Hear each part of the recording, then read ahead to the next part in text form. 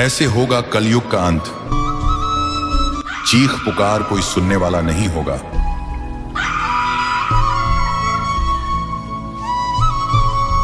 ना करेगा कोई मदद। आस रहेगी सबको, कोई मसीहा बनकर जरूर आएगा।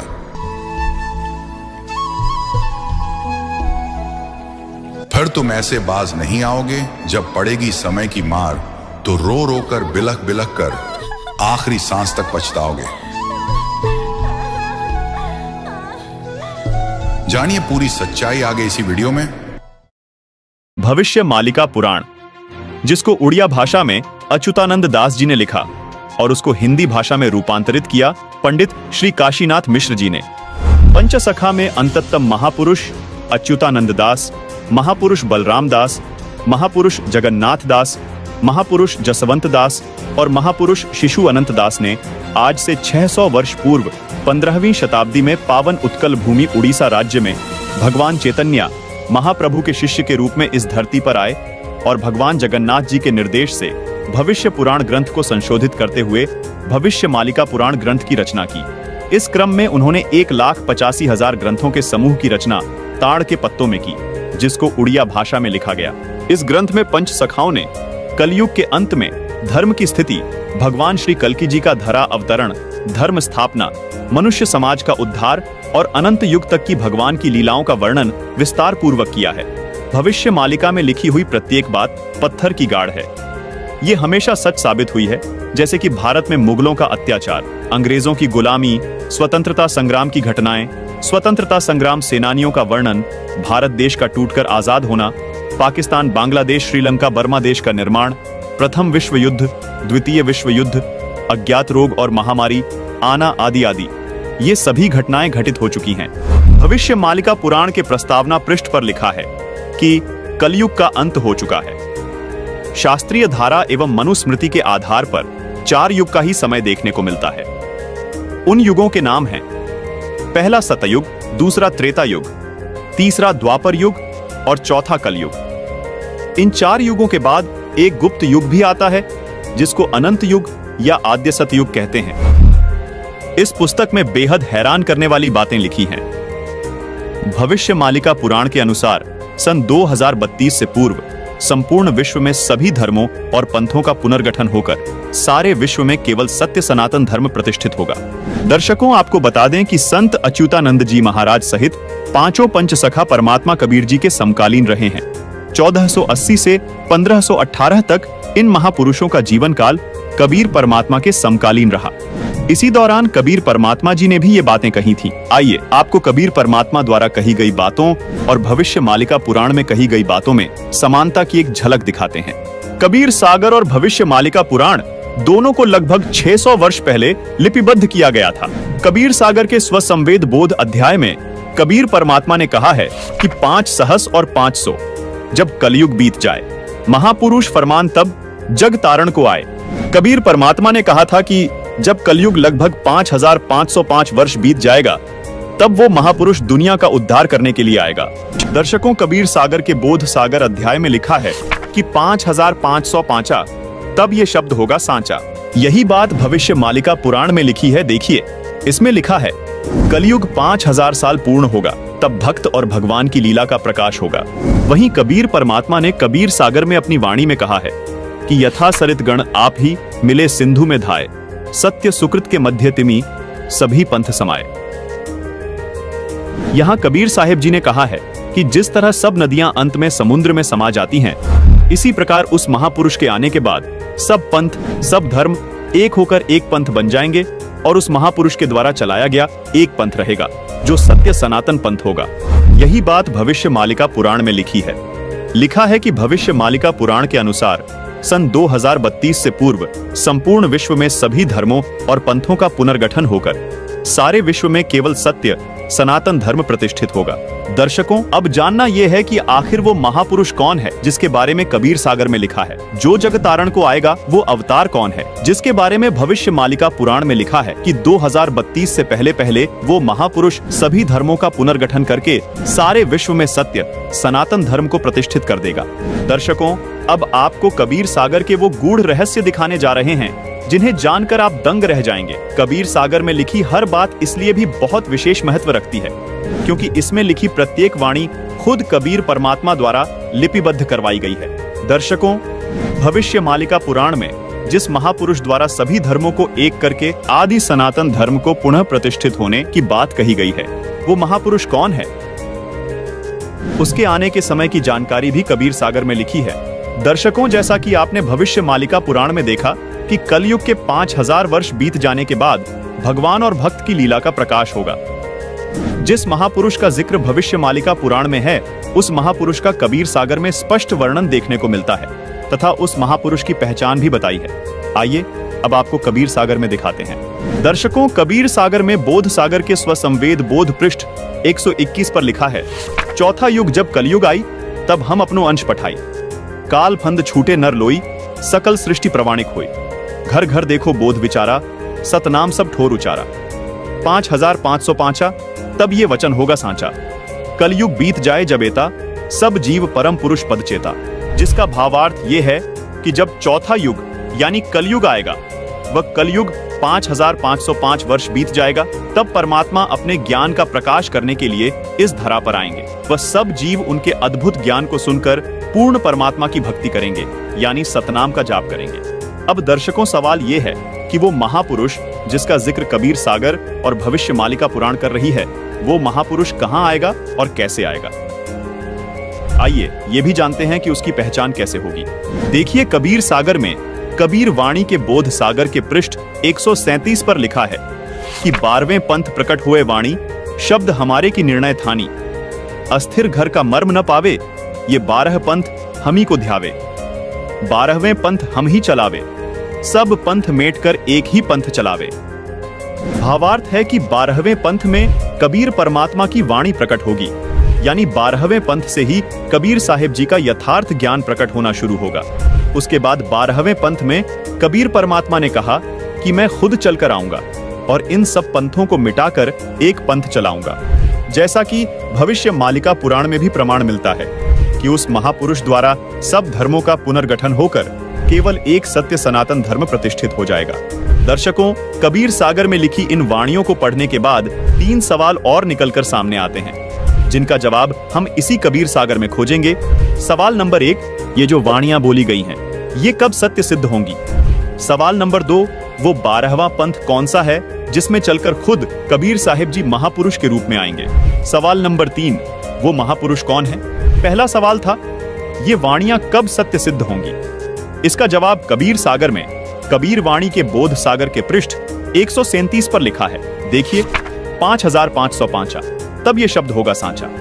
मतलब कलयुग के 5505 वर्ष बीत जाने के बाद ये वचन सत्य सिद्ध होंगे।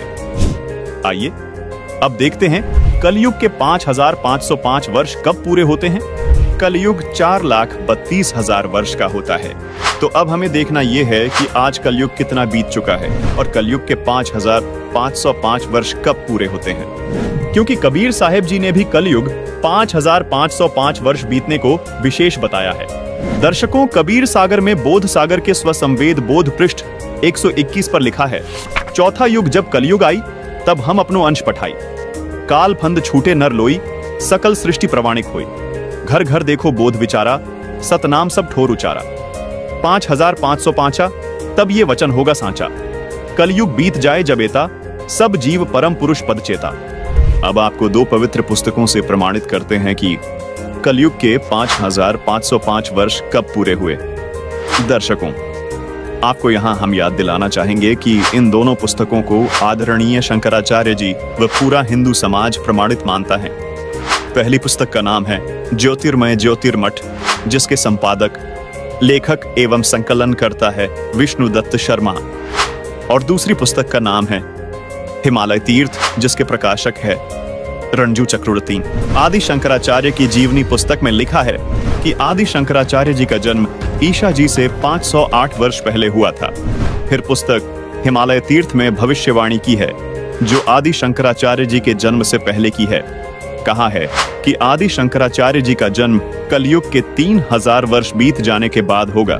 अब गणित की रीति से जांच करके देखते हैं कि वर्तमान में यानी सन 2024 में कलयुग कितना बीत चुका है। आदि शंकराचार्य जी का जन्म ईशा जी से 508 वर्ष पहले हुआ था। आदि शंकराचार्य की जीवनी पुस्तक के अनुसार शंकराचार्य जी का जन्म हुआ कलयुग 3000 वर्ष बीत जाने पर, मतलब वर्ष 2024 में कलयुग बीत चुका है 3000 जमा 2532 वर्ष, यानी गणित के हिसाब से आज कलयुग 5532 वर्ष बीत चुका है। दर्शकों, अब देखना यह है कि आज 2024 में से कितने वर्ष कम करने पर कलयुग के 5505 वर्ष पूरे होते हैं।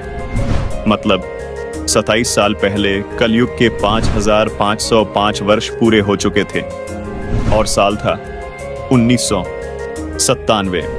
जी हाँ, बिल्कुल, वर्ष 1997 में कलयुग 5505 वर्ष बीत चुका था। हमारा दूसरा सवाल यह था कि कबीर साहिब जी का 12वां पंथ कौन सा है जिसमें कबीर साहिब जी खुद चलकर आएंगे। इसका जवाब भी हमें कबीर सागर में बोध सागर के कबीर चरित्र बोध के पृष्ठ नंबर 1870 पर मिलता है। इस पृष्ठ पर आप देख रहे हैं कि कबीर साहिब जी के 12 पंथों का विवरण है, जिसमें 12वां पंथ गरीबदास जी का पंथ बताया गया है। यानी कबीर साहिब जी द्वारा गरीबदास जी वाले 12वें पंथ में आने की बात कबीर सागर में कही गई है। अब आप सोच रहे होंगे कि ये गरीबदास जी कौन है और इनका जन्म कब हुआ। इसका जवाब भी हमें कबीर सागर में कबीर वाणी के बोध सागर के पेज 136 पर मिलता है। लिखा है कि संवत 1775 हुई। यहाँ 75 गलत प्रिंट हुआ है, ये 74 है, सही वाणी है। संवत 1774 हुई, ता दिन प्रेम प्रकटे जग सोई, यानी जिसके माध्यम से कबीर परमात्मा की वाणी प्रकट होगी उसका जन्म संवत 1774 में होगा। आपको बता दें कि गरीबदास जी का जन्म संवत 1774 में हुआ था। उनके माध्यम से कबीर साहिब जी ने अपना संपूर्ण ज्ञान प्रकट किया। दर्शकों, आप जान चुके हैं कि 12वां पंथ गरीबदास जी महाराज का पंथ है।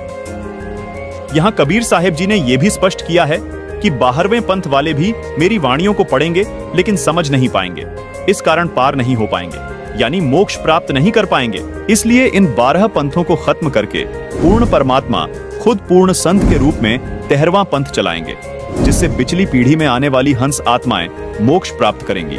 इस बिचली पीढ़ी को ही भविष्य मालिका पुराण में आद्य सतयुग कहा है। कबीर सागर में कबीर वाणी के बोध सागर के पृष्ठ 137 पर लिखा है कि प्रथम चरण कलयुग निर्याना, तब मगहर मांडो मैदाना। यहाँ कबीर परमात्मा ने कहा है कि जब मैं मगहर से सहशरीर सतलोक जाऊंगा, वो कलयुग का प्रथम चरण चल रहा होगा। आइए अब इस वाणी में देखिए। कबीर सागर में कबीर वाणी के बोध सागर के पृष्ठ 137 पर लिखा है कि धर्मदास मेरी लाख दुहाई, मूल शब्द बाहर न जाई। पवित्र ज्ञान तुम जग में भाको, मूल ज्ञान गोई तुम राखो। मूल ज्ञान जो बाहर पढ़ी, बिचली पीढ़ी वंश हंस नहीं तरही। यहाँ बिचली पीढ़ी मतलब कलयुग का दूसरा चरण अथवा बीच वाला चरण है। दर्शकों, यहाँ स्पष्ट करना चाहेंगे कि जिस समय को भविष्य मालिका पुराण में आधे सतयुग कहा है, उसको कबीर परमात्मा जी ने कबीर सागर में बिचली पीढ़ी यानी कलयुग का दूसरा चरण कहा है और धर्मदास जी को चेताते हुए कहा कि हे धर्मदास, यदि ये मूल ज्ञान अथवा मूल मंत्र अगर नकली संतों के हाथ लग गए तो दूसरे चरण वाली यानी बिचली पीढ़ी में आने वाली आत्माएं मोक्ष प्राप्त नहीं कर पाएंगी। मतलब जो आधे सतयुग में जन्म लेगा उसका पूर्ण लाभ वो आत्माएं नहीं उठा पाएंगी। भविष्य मालिका पुराण में लिखी इस बात को भी विस्तार से समझाते हैं कि वो महापुरुष कौन है।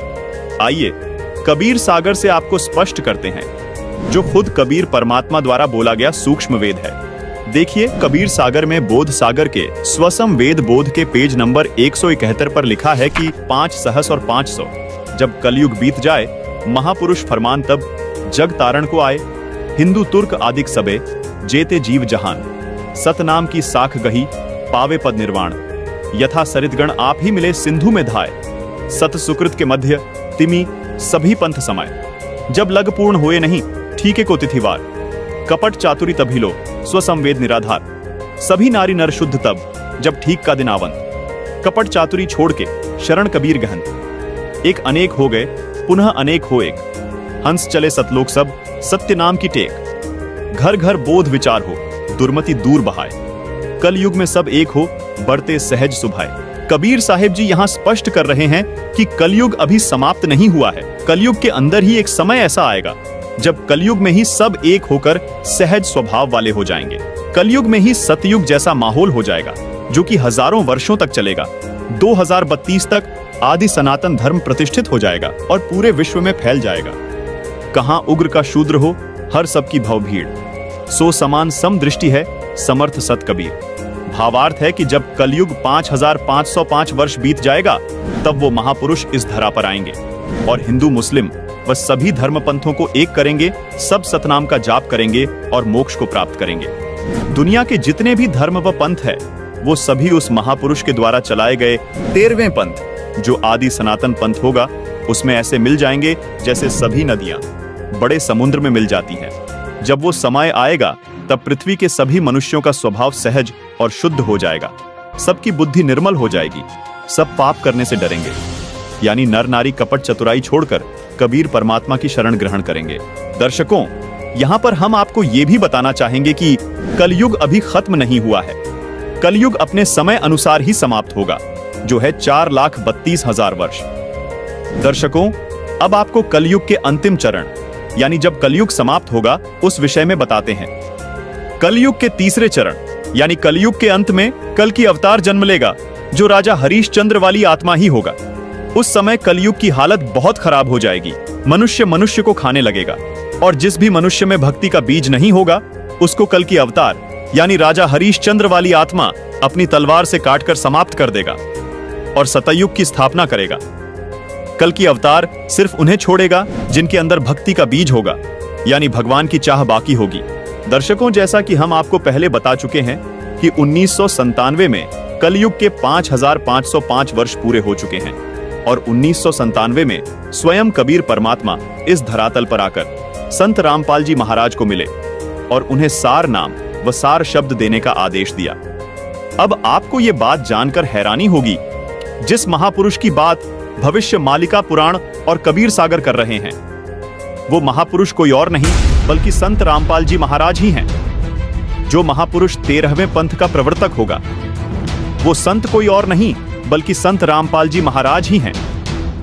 संत रामपाल जी महाराज ही वो संत हैं जो सब धर्मों को एक करके आदि सनातन धर्म की स्थापना करेंगे। संत रामपाल जी महाराज ही वो संत हैं जो 31 वर्ष से अपने भक्तों को 3 समय की आरती करवाते हैं। संत रामपाल जी महाराज गरीबदास जी महाराज वाले पंथ से हैं। संत रामपाल जी महाराज जी जो अद्भुत ज्ञान दे रहे हैं, उसी से सभी धर्म व पंथ एक होकर आदि सनातन धर्म में प्रवर्तित हो जाएंगे। दर्शकों, हम आपको ये भी बताना चाहेंगे कि संत रामपाल जी महाराज सन 1994 से ही, यानी जब से संत रामपाल जी को अपने गुरुदेव से नाम दीक्षा देने का आदेश हुआ है, तब से ही संत रामपाल जी 3 समय की संध्या आरती करते व करवाते हैं, जो मनुष्य के मोक्ष में सहयोगी है।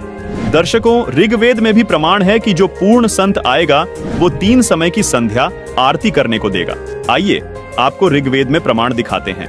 ये है ऋग्वेद मंडल 8 सूक्त 1 मंत्र 29, जिसमें साफ साफ लिखा है कि पूर्ण संत 3 समय की संध्या सुबह, दोपहर और रात्रि, तीनों संध्या में परमात्मा की स्तुति करवाएगा। दर्शकों, इससे सिद्ध होता है कि संत रामपाल जी महाराज ही पूर्ण संत है जो विश्व का कल्याण करेंगे, और इस बात की वेद भी गवाही देते हैं। संत रामपाल जी महाराज का नारा है कि जीव हमारी जाति है, मानव धर्म हमारा, हिंदू मुस्लिम सिख ईसाई धर्म नहीं कोई न्यारा। संत रामपाल जी महाराज एकमात्र ऐसे संत हैं जिनके पास वास्तविक सत नाम है, जो कि उन्होंने गरीबदास जी द्वारा रचित अमर ग्रंथ सूक्ष्म वेद से प्रमाणित करके दिखाया है। दर्शकों, अब आपको ये बताते हैं कि क्यों सभी धर्म व सभी पंथ संत रामपाल जी महाराज द्वारा चलाए गए आदि सनातन पंथ में मिल जाएंगे। गीता अध्याय 17 श्लोक 23 में बताया गया है कि पूर्ण परमात्मा को पाने का ओम तत्सत मंत्र है, जो सांकेतिक है। सामवेद संख्या नंबर 822 में भी यही कहा गया है कि उस परमात्मा को पाने का भी त्रितस्य नाम है, यानी 3 नाम का मंत्र है जो सांकेतिक है। दर्शकों, अब आपको पवित्र कुरान शरीफ का एक ऐसा भेद बताते हैं जिसे जानकर आप हैरान रह जाएंगे। पवित्र कुरान शरीफ में 2 आयत ऐसी हैं जिनके बारे में सभी अनुवादक स्वयं कहते हैं कि इन 2 आयतों का अर्थ स्वयं खुदा ही जानता है। वो 2 आयत कौन सी हैं? आइए दिखाते हैं। दर्शकों, ये है पवित्र कुरान शरीफ की सूरह अश सूरह 42 की आयत नंबर 1 और 2, जिसमें आप देख रहे हैं कि जिसमें एन सीन काफ अक्षरों का अर्थ नहीं किया गया है। आइए इसे विस्तार से समझाते हैं। एन अरबी भाषा की वर्णमाला का अक्षर है, जो देवनागरी यानी हिंदी वर्णमाला का अ अक्षर है। सीन अरबी भाषा की वर्णमाला का अक्षर है जो देवनागरी हिंदी भाषा का स अक्षर है। इसी तरह काफ भी अरबी वर्णमाला का अक्षर है जो देवनागरी हिंदी वर्णमाला का क अक्षर है। दर्शकों, यहाँ रहस्य की बात यह है कि जो गीता अध्याय 17 श्लोक 23 में परम अक्षर ब्रह्म यानी पूर्ण परमात्मा को पाने के जो ओम तत् सत मंत्र बताए हैं, उनके वास्तविक मंत्र के प्रथम अक्षर का संकेत है। जैसे ओम का पहला अक्षर अ है, कुरान शरीफ में इसी ओम को एन कहा है, यानी यह एन अक्षर ओम का कोड वर्ड है। इसी प्रकार जो तत् नाम है उसका वास्तविक मंत्र सोहम है, जिसको कुरान शरीफ में सीन कहा गया है, यानी स अक्षर सोहम शब्द का प्रथम अक्षर है जो कुरान शरीफ में लिखे सीन अक्षर का कोड वर्ड है। इसी प्रकार कुरान शरीफ में बताया गया काफ मंत्र गीता में बताए गए तीसरे सत मंत्र के वास्तविक मंत्र का पहला अक्षर है जो कोड वर्ड है। इसका खुलासा यहाँ नहीं किया जा सकता, ये केवल संत रामपाल जी महाराज ही बताएंगे। दर्शकों, यदि आपको मोक्ष कराना है तो धर्म व पंथ की सीमाओं से ऊपर उठकर एक होना पड़ेगा। इस 3 नाम के मंत्र का जाप करना होगा। सूरत फुरकान 25 आयत 59 में कहा है कि जिस परमात्मा ने 6 दिन में सृष्टि की रचना की और 7वें दिन तख्त पर जा विराजा, वह स्वयं कबीर परमात्मा है। उसकी खबर किसी बाखबर यानी कि तत्वदर्शी संत से पूछो। दर्शकों, मजे की बात यह है कि गीता जी में भी अध्याय 4 श्लोक 34 में तत्वदर्शी संत के पास जाने को कहा है। दर्शकों, ये 3 सांकेतिक नाम जो गीता, वेद व कुरान शरीफ में बताए गए हैं, ये मंत्र संत रामपाल जी महाराज सन 1997 से अपने शिष्यों को दीक्षा में दे रहे हैं। एक और आश्चर्य की बात यह है दर्शकों, पवित्र कुरान शरीफ की सब आयतों का अर्थ अनुवादकों ने किया, परंतु सूरा 42 की आयत नंबर 1 और 2 का अर्थ किसी भी अनुवादक ने नहीं किया है। इससे भी स्पष्ट हो जाता है कि पूरा मुस्लिम समाज इस मूल मंत्र के रहस्य को नहीं जानता जो पूर्ण कल्याणकारक है, जिसको खुदा कबीर ने संत गरीबदास को बताया तथा फिर संत रामपाल जी तक पहुंचाया है। दर्शकों, सबसे बड़ी हैरानी की बात यह है कि आज तक सूरा 42 की इन आयतों का अनुवाद किसी भी अनुवादकर्ता ने नहीं किया है, लेकिन संत रामपाल जी महाराज जी द्वारा लिखी पुस्तक मुसलमान नहीं समझे ज्ञान कुरान में इन आयतों व मंत्रों एन सीन काफ को पेज नंबर 12 पर पूरे विस्तार से समझाया है। हमारी सभी मुसलमान भाइयों से अपील है कि कृपया संत रामपाल जी महाराज द्वारा लिखी ये पुस्तक मुसलमान नहीं समझे ज्ञान कुरान अवश्य पढ़ें व अपना जीवन धन्य बनाएं। गीता, वेद व कुरान में बताए गए ये सांकेतिक मंत्र केवल संत रामपाल जी महाराज के पास है, इसलिए सभी धर्म व सभी पंथ केवल संत रामपाल जी महाराज से ही नाम दीक्षा लेकर मोक्ष प्राप्त कर सकते हैं। संत रामपाल जी महाराज ये सांकेतिक मंत्र 1997 से अपने शिष्यों को दे रहे हैं, जिससे उनको अद्वितीय लाभ हो रहे हैं। संत रामपाल जी महाराज सूक्ष्म वेद से प्रमाणित करके बताते हैं कि जैसे हिंदू साहिबान अलग अलग समय पर अलग अलग देवताओं की स्तुति करते हैं, उसी प्रकार मुस्लिम भाई भी 5 समय की नमाज करते हैं, जो कि अल्लाह की स्तुति है। ये आरती और नमाज करना ग्लूकोज की तरह समझो, जो आपके मन और आत्मा को साफ रखता है, लेकिन जिससे भगवान अथवा अल्लाह की प्राप्ति होगी, जन्म मरण से छुटकारा मिलेगा, वो औषधि अथवा नाम मंत्र अलग है। नमाज और आरती करने से मोक्ष नहीं मिल सकता। मोक्ष प्राप्ति के सांकेतिक मंत्र गीता जी और कुरान शरीफ दोनों में लिखे हैं। गीता जी में जिनको ओम तत्सत लिखा है, उन्हीं को कुरान शरीफ में एन सीन काफ लिखा है। इन सांकेतिक अक्षरों के वास्तविक मंत्र संत रामपाल जी महाराज उपदेश देते समय अपने शिष्यों को देते हैं। इसके अलावा जो भी मंत्र जाप चाहे हिंदू धर्म में किए जाए या मुस्लिम धर्म में, वो व्यर्थ हैं। जैसे हिंदू धर्म के तथा कथित धर्म गुरु राधे राधे, ओम नमः शिवाय, हरे राम हरे कृष्ण,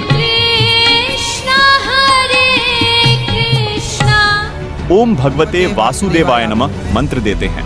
ओम नमो भगवते वासुदेवाय आप जपें, इसलिए शास्त्र विरुद्ध है। इसी प्रकार मुसलमान भाई कलमा पढ़ते हैं, उससे भी कोई लाभ नहीं होगा, क्योंकि वो कुरान में लिखे एन सीन काफ मंत्रों से मेल नहीं खाते। कुरान के अनुसार हक पूजा के यही 3 मंत्र हैं जो सांकेतिक है, जिनको केवल बाखबर ही बता सकता है। दर्शकों से हमारा निवेदन है कि यदि आपको मोक्ष चाहिए तो जो भक्ति संत रामपाल जी महाराज बता रहे हैं वो ही भक्ति करनी होगी, क्योंकि संत रामपाल जी महाराज के अतिरिक्त कोई भी तत्वदर्शी संत अथवा बाखबर इस पृथ्वी पर नहीं है। दर्शकों, अब आपको सुप्रसिद्ध संत तुलसीदास उर्फ जय गुरुदेव मथुरा वाले बाबा की एक पुस्तक दिखाते हैं। पुस्तक का नाम है जय गुरुदेव की अमर वाणी भाग 2, जिसके पेज नंबर 59 पर एक भविष्यवाणी मिलती है।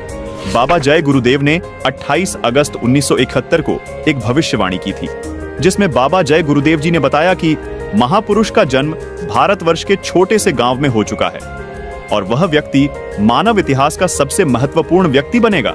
उसे जनता का इतना बड़ा समर्थन प्राप्त होगा कि आज तक किसी को नहीं मिला है। वह महापुरुष नए सिरे से विधान को बनाएगा और वह विश्व के संपूर्ण देशों पर लागू होगा। उसका एक झंडा होगा, उसकी एक भाषा होगी। दर्शकों, बाबा जय गुरुदेव ने 7 सितंबर 1971 को एक और भविष्यवाणी की है। देखिए, इसी पुस्तक जय गुरुदेव की अमर वाणी भाग 2 के पेज नंबर 50 पर लिखा है कि वह अवतार जिसकी लोग प्रतीक्षा कर रहे हैं वो 20 वर्ष का हो चुका है। यदि उसका पता बता दूं तो लोग उसके पीछे पड़ जाएंगे। अभी ऊपर से आदेश बताने के लिए नहीं हो रहा है। मैं समय का इंतजार कर रहा हूं और सभी महात्माओं ने समय का इंतजार किया है। समय आते ही सबको सब कुछ मालूम हो जाएगा। दर्शकों, 7 सितंबर 1971 को 20 वर्ष का होने वाला वो महापुरुष कोई और नहीं बल्कि संत रामपाल जी महाराज ही हैं, जिनके समर्थकों की गिनती दिन रात बहुत तेजी से बढ़ती जा रही है, जिनके ज्ञान का परचम पूरे विश्व में लहराने लगा है, जो जल्द ही पूरे विश्व में स्थापित हो जाएगा। दर्शकों, अभी आपको हंगरी नाम के एक महान भविष्यवक्ता की महान भविष्यवाणी से रूबरू करवाते हैं। देखिए, हैरान कर देने वाली ये भविष्यवाणी। ये देखिएगा, ये एक पुस्तक है, एक पुरानी फटी पुरानी सी है किताब। ये देखो, युग निर्माण की सुनिश्चित संभावना, ये तो इसका नाम है, टाइटल है। लेखक है इसका बलराम सिंह परिहार, प्रकाशक है युग निर्माण योजना, गायत्री तपोभूमि मथुरा से।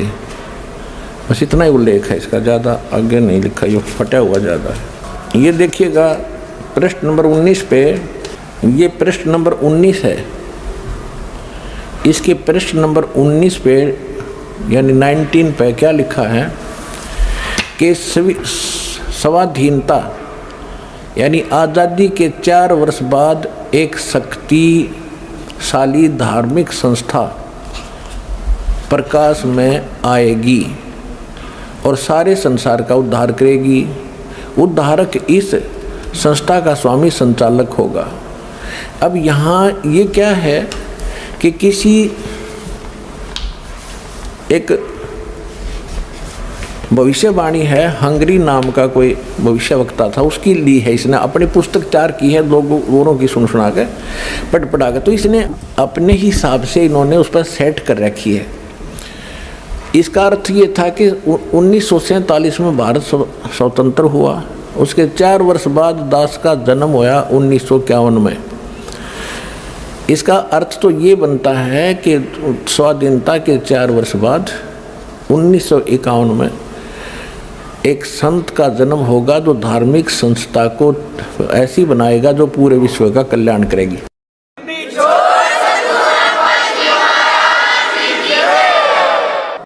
यहाँ थोड़ी सी गड़बड़ कर जाते हैं, अब और दिखाते हैं। ये देखिएगा, ये 23 पृष्ठ पे है, ये 23 पृष्ठ है। इस 23 पृष्ठ पे यहाँ लिखा है, इस संगठन का स्वामी संचालक कोई ग्रस्त व्यक्ति होगा। अब तक दुनिया में सबसे बड़े विचारक के रूप में ख्याति प्राप्त करेगा। वह व्यक्ति सामाजिक उत्तरदायित्वों से लेकर संसार के सब देश शांतिपूर्ण कैसे रहें, उसकी यह व्यवस्थित आचार संहिता तैयार करेगा। उसके जीवन भर के संग्रहित विचारों को यदि एक पुस्तक में लिखा जाए तो बहुत बड़ी पुस्तक बन जाएगी। इसका अर्थ ये है। यहाँ एक 29 पृष्ठ पे देखिएगा, 29 पृष्ठ पे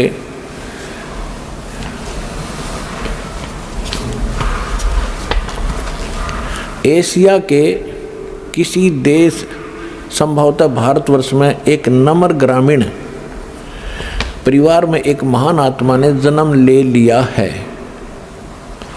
जो एक महान आध्यात्मिक क्रांति का सूत्रपात, संचालन और नियंत्रण करेगा।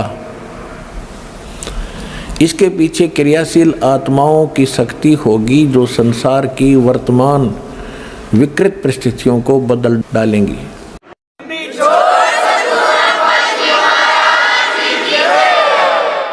1999 में ये क्या बोला गया है कि एक ऐसे व्यक्ति ने जन्म लिया है जिसकी अकेले ही उत्पादित शक्ति किसी भी शक्ति संपन्न राष्ट्र के बराबर होगी। वह एक भाषा, एक संस्कृति, एक धर्म की आचार संहिता सर्जन करेगा।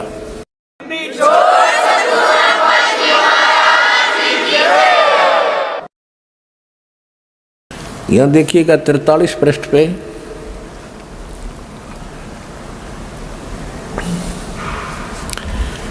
यहाँ लिखा है कि दिव्य देहधारी पुरुष ने जन्म लिया है, वे सबके मन में प्रसन्नता भरेंगे, दुनिया भर के कष्ट दूर करेंगे,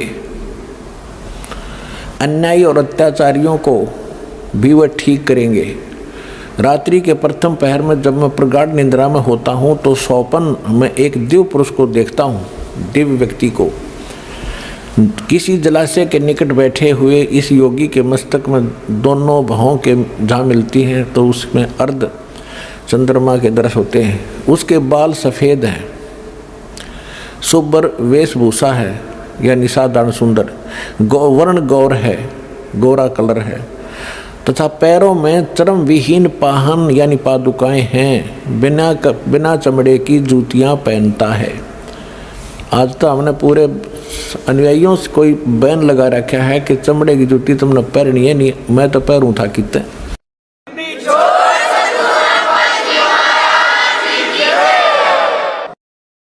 अब देखिएगा इसके पृष्ठ नंबर 72 पे, इसके 72 पृष्ठ पर देखिएगा, यहाँ लिखा है कि इतिहास के अद्वितीय महापुरुष के बारे में नॉस्ट्रेडमस ने भी कुछ संकेत दिए हैं।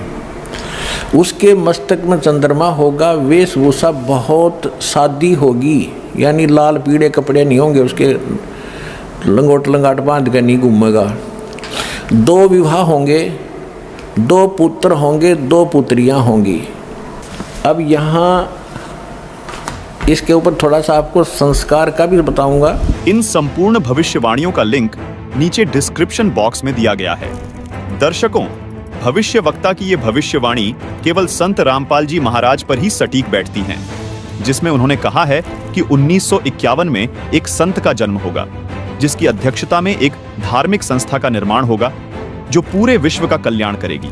साथ में ये भी साफ लिखा है कि उस संस्था का संचालक एक गृहस्थ व्यक्ति होगा, अपने अद्भुत ज्ञान की बदौलत पूरे संसार में ख्याति प्राप्त करेगा।